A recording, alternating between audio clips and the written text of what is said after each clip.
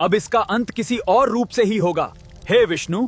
कई वर्षों से भस्मासुर घोर और कठोर तपस्या में लीन है। उसकी तपस्या से पूरा वन कांप उठा है। भस्मासुर की कठोर तपस्या से प्रसन्न होकर महादेव स्वयं दर्शन देने आ पहुँचे। पुत्र, तुम्हारी कठोर तपस्या से मैं प्रसन्न हुआ हूँ। मांगो वरदान। हे महादेव, मुझे ऐसा वरदान दो जिससे मैं जिसे छू लूं वो भस्म हो जाए। ठीक है, लेकिन याद रखना, शक्ति का गलत उपयोग विनाश लाता है। मैं आपकी कृपा को कभी गलत नहीं लगाऊंगा प्रभु। तथास्तु।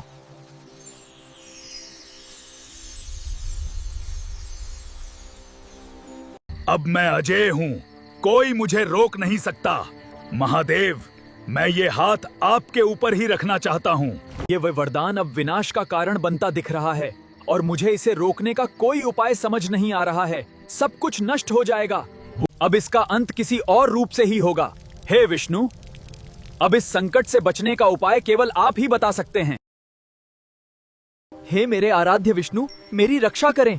भस्मासुर मुझे भस्म करने के लिए मेरे पीछे पड़ा है। महादेव, चिंता मत कीजिए, इस संकट का समाधान मैं ही करूंगा।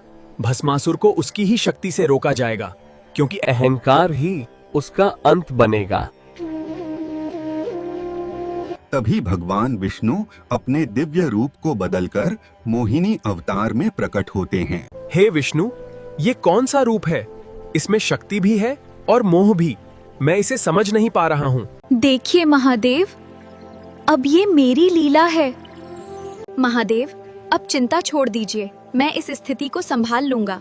ये लीला ऐसे ही पूरी होनी थी। महादेव कहाँ चले गए?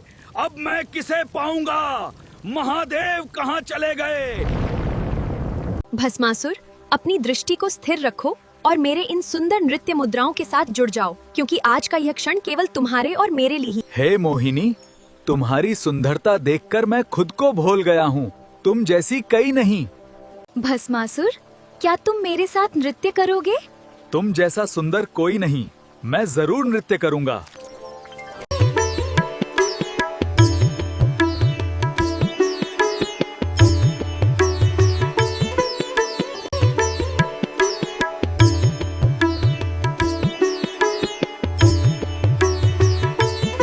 मैंने तो अपने ही सिर पर हाथ रख लिया। अब मैं भस्म हो जाऊंगा। मेरे साथ छल हुआ है। ये छल नहीं, तुम्हारे अहंकार का परिणाम है भस्मासुर।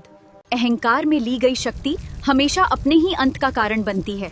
जो शक्ति तुमने मांगी थी, वही आज तुम्हारे विनाश का कारण बनी है।